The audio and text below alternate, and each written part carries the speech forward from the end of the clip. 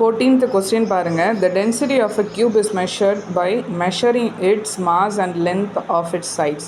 If the maximum error in the measurement of mass and length are 4% and 3% respectively, the maximum error in the measurement of density will be 1996 போட்டிருக்காங்க NCERT. Okay, இதில் அவங்க என்ன சொல்லியிருக்காங்க பாருங்கள், percentage error தான் கேட்குறாங்க. Maximum error in mass and லென்த்தை வந்து பர்சன்டேஜ்லேயே கொடுத்துட்டாங்க ஸ்ட்ரெயிட்டாக 4 and 3ன்னு. அப்போது இது இன்னும் ஈஸியாக நம்ம சால்வ் பண்ணலாம்.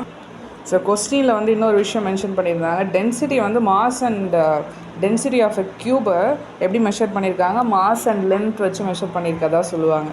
ஸோ டென்சிட்டியோட ஃபார்முலா வந்து mass by volume rho equal to M divided by L கியூப்னு போடுறேன். அவங்க ஸ்ட்ரெயிட்டாக எரரை பர்சன்டேஜில் கொடுத்ததுனால del M by M 4%, del L by L 3%ன்னு மென்ஷன் பண்ணியிருக்கேன்.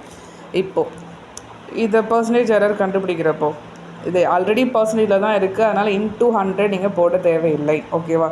So del rho equal to del M by M plus L கியூபுங்கிறதுனால 3 into del L by L.